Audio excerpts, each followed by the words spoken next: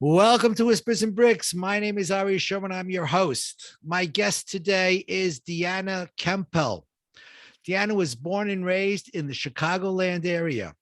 Prior to meeting her husband, she had a small event planning business and offered personal training services. Later on, she was vice president of key accounts and business operations for a $20 million transmission remanufacturing facility with 150 employees, while simultaneously managing four other entities for 10 years. In 2016, she was forced to start over. She always had a passion for fashion, and so she engaged a design company out of Soho, New York, and founded the Deanna Marie label in 2017. Deanna was on the runway in Rhode Island at Style Week and was a finalist for Style Chicago for the Cadillac Design Challenge. She subsequently rolled out a skincare line in conjunction with her label and still successfully has a steady client base with that to this day. In 2019, Deanna started a podcast. Deanna had overcome much abuse and trauma, and so she decided on the name Label Free with the help of her best friend, Julie Bryant. Deanna truly lives her life free of any kind of labels. She focuses on talking to mainly entrepreneurs that are living life on their own terms and can offer insight and wisdom for the audience. Her podcast is currently in the top 2% globally on several platforms. She is streaming on 15 audio platforms and YouTube. Please help me welcome Deanna Kuempel. Thank you, Ari, for having me as a guest today. Sorry about the cuckoo clock in the background because we just hit noon. So that's what the opener for me today. There you go. It's a beautiful thing. So how are you doing? I'm doing great. Thank you for the generous introduction and the recap of my, life so far. Right. It's taken me a while to actually get to a proper bio because it's very challenging to self-promote and to put that together because I feel if you're a humble person, you really don't acknowledge all of your successes. I hear you. But you know what? As somebody once said to me, if you don't toot your own horn, who will? Exactly. So that's what we got to do. That's what we have to do. Yeah. So I've got some interesting questions, but as you know, the name of the podcast is Whispers and Bricks, and the whispers are those voices telling us what the right thing to do is, and they represent the good in life. The bricks represent the bad things that we go through in life. And we all know life is not a straight line. There are many ups and downs and many bumps in the road. There are bricks out there that we get hit with, some bigger bricks, some smaller bricks, some more bricks, some less bricks. But at the end of the day, everybody goes through something. Yeah. Now, you seem to have had a very successful career early on, like from the event planning business, personal training, to VP of transmission remanufacturing business, 4 other entities. Can you tell us a little bit about what life was like back then? Like how old were you when all this started and, what was going on? So I was with my late husband for about 17 years before he passed. Obviously we dated for a few years before we got married. But I was involved in his business, probably like around 2000 and let's see here, 6 maybe. No, maybe earlier than that. It's hard to recollect, but for over 10 years, he had a remanufacturing business for transmissions. We serviced like all the blue chip customers like FedEx, UPS, the yellow school buses all over the nation and in Canada, wow. Waste haulers, here in US and in Canada. So we had a very good customer base. We did do some dealers like the cat dealers, international truck dealers, and things of that nature. But I started out, he kind of fought me a little bit when I wanted to start with the company. And I was just like, well, this is my life too. I'm going to get involved. So I'm like, I'll go to the first meeting because he had to start over. He had one business for, I think, over 20 years. And then when 2008 came, when the economy crashed, he lost that business. The bank had actually pulled the loan. We ended up losing like $10 million, and then we had to restart.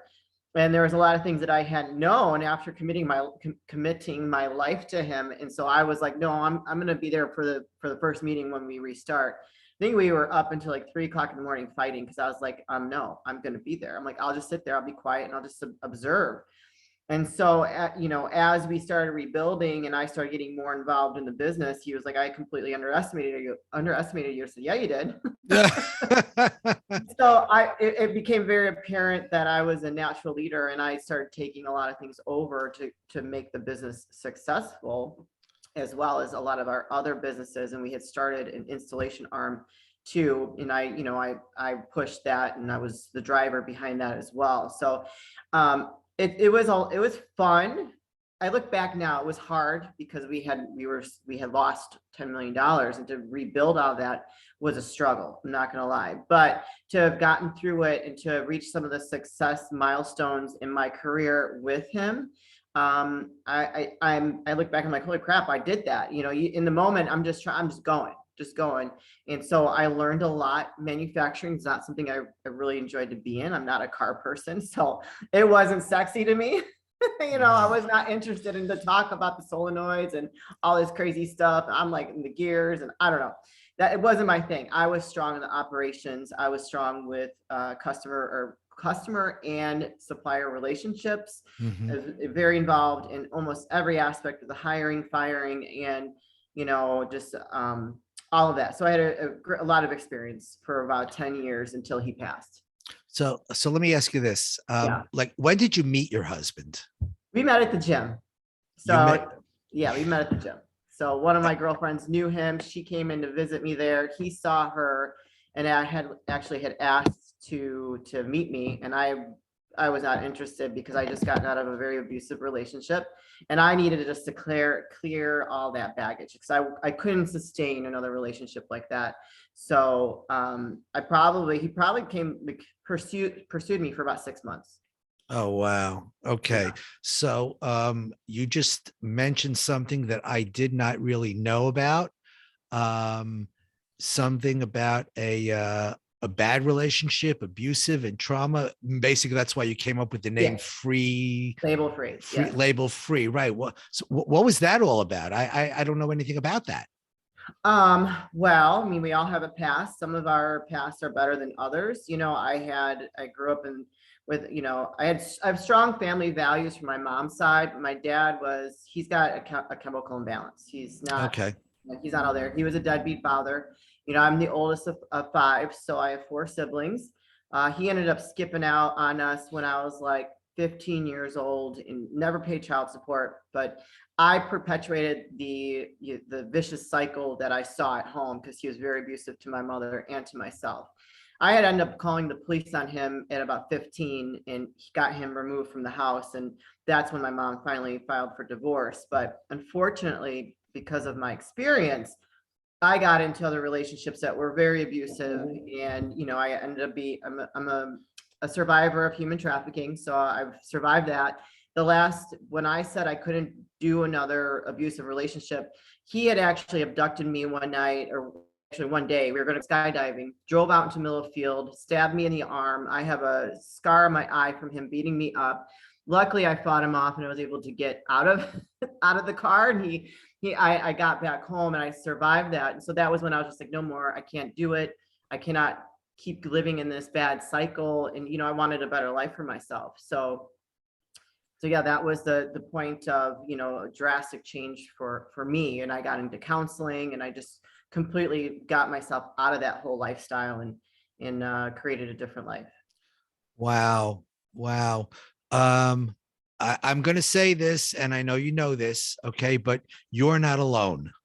Oh, I know that. Okay. All I know right. that. Absolutely. I've actually interviewed a bunch of people who have gone through exactly what you have gone through, at different stages of their lives. Some when they were kids, some when they were middle-aged, some when they were older. So, again, my hat's off to you that you took a stand, you did what you needed to do in order to get your life back in shape. And that's, again, my hat's off to you. Congrats on that. Yeah. Okay, so then you met your husband. You were a little skeptical there because of your past. Yes. Okay, what won you over? The persistence. He was very persistent. Yeah. Although in the beginning, after I finally gave him a chance, he was not innocent either. And, we went through a very rocky period to where I finally I would open myself up completely to him and pursue that. because he was a big steroid person. He's a big bodybuilder, basically a steroid addict, and that's what ended up killing him ultimately. He Oh, needed his third kidney transplant, and he had open heart surgery. Towards the end, it started out he was in the hospital once a month. Then it was every week. Then it was at the end he died there because he had been there for over 30 days, and his body was just so toxic. wow. And that's what really what killed him, because he didn't take care of himself. Even when I was administering dialysis, he was still injecting steroids because he thought like that was going to help him. So that was Wow. not fun. Wow. So you got hit with a brick early on, in the bad relationship in your family life. Um, then your life kind of turns around. You meet this guy and he's great. And then all of a sudden he's not so great. And then he is good. And then all of a sudden, he gets sick and wow. And then, he passes on. And how long had you been married at that point? Did you say 17 years? We were together like 17 years. I honestly was not in any hurry to get married. I'll be honest with you. Yeah. All He, right. he bothered me. He bothered me for a while to set a date. And I mean, probably for a couple of years. I was engaged for quite a while. But we were married for, I think, 7 of those 17 years. So we dated for almost 10 years. Wow. Yeah. Now you mentioned, I think it mentioned in your bio that in 2016 you had to start over. What was that? Because you mentioned 2008, your business went, the business went Yeah. belly up and during the crash. What was going on in 2016? He passed away in January Ah, 7th, I believe it was January 7th, 2016. uh-huh. And so, wow, get hit with that brick. So I guess so what did you do at that point? I mean, Well, I was in survival mode. So the typical story where you have money. I was living in the mansion, had the Ferrari, had the Mercedes, all that stuff. Where he had kids from a previous marriage. They all came in. They were trying to evict me out of my home. They were trying to make me leave with none of my belongings. And essentially they kicked me out of the business. All the business is plural. And so I ended up agreeing to leave because I had owned a townhouse prior to getting married, and I held on to it, luckily. So I ended up negotiating my time to leave, and I moved out of the house, taking what I had purchased with him and my stuff, which was very difficult to do because they were trying to make me leave with nothing.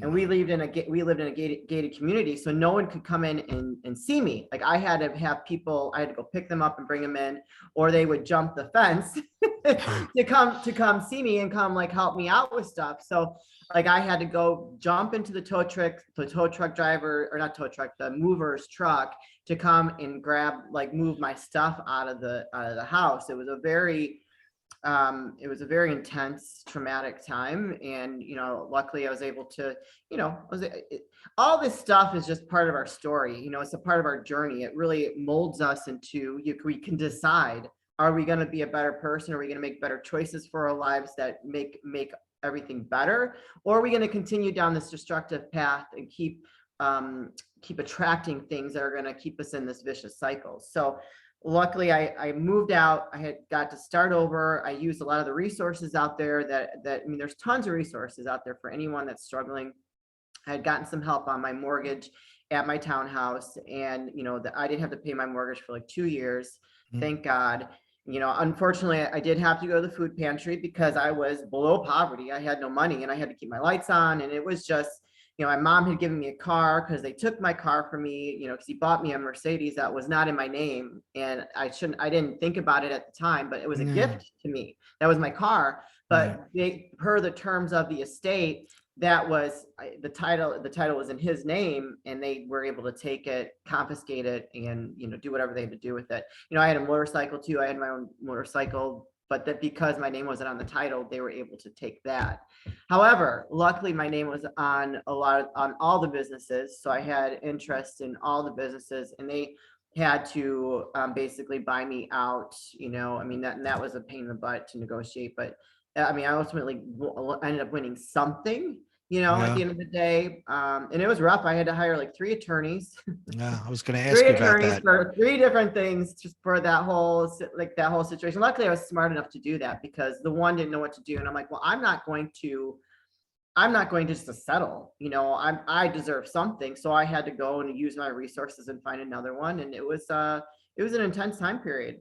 But I'm resilient and I'm smart. So I was able to, I got a new job, wasn't the best, but I think when you're starting over, you're gonna get more of a menial job, and it worked for where I was at the time, because emotionally I wasn't very stable. And I had actually hadn't worked for anybody since I was 16. So I went from being a complete entrepreneur for 20 years in my life to having to work for someone. That was a very rough adjustment. That was very difficult. Very difficult. I can imagine. I can imagine. Let me ask you this. Did you ever reach a point in your life where you were, like you were so low that you went like, you know what, I can't do this anymore. I'm giving up, I'm giving up on my dreams. I don't care. I'm just gonna, roll up into a little ball and die. All right. But if you did reach that point, and I know many people do, even without, the things that seem very, very difficult. But if you did get to that point, how did you get yourself out of it? You did, because you're a functioning human being and you've got business and you've got, you're doing everything. All right. So tell us a little bit about that. So I think I'm very strong, and sometimes I'm able to cut off my emotions and just be a little numb, which is probably to my benefit in a lot of ways. And I had a lot of people ask me that after all that had transpired and everything was going through legally, and just, just losing that whole lifestyle, be completely just tearing me down to the ground. I think that there were moments when I did think like that I just want to give up. But my personality, when I have a bad emotion, I allow myself to feel it, but then I let it go. I think that's one thing that a lot of people that get caught up in all that don't know how to do. They haven't taught themselves how to do that. They get caught up in that, and they just get comfortable in that misery and in that sadness. I'm not comfortable there. I'm a very happy person. I'm very bubbly. I'm very outgoing. I want to achieve things. I'm driven. So I would feel that emotion. I'd get mad or whatever I had to do, and then I would let it go. And then the next day, tomorrow's a new day. Well, what can we do tomorrow? And I just kept going. What are you going to do? You just going to sit there in the corner and not do anything? What, are you going to end up in a hospital somewhere rocking back and forth? No, that's not an option for me. I'm sorry. Like, I have a big life to live, and I have goals, I have dreams, and you can't get caught up in those terrible emotions, because feelings aren't facts, right? The fact is that you're still alive. The fact is I'm healthy. And the fact is I have another chance, another day to make my life better. Wow. I don't remember if I asked you, do you have any children? I have no children, but I'm getting remarried. I've met an incredible man, probably the best man I've ever known. And we are planning on starting a family. So that's awesome. That is absolutely awesome. Nice guy. Very nice guy. Yes. He's a Chicago police officer. So, Oh, wow. He's on my back. You better watch out. Oh, wow. No, my hat's off to him. My hat's off to all, police and firefighters and the like. I mean, these guys are the real heroes in our world today.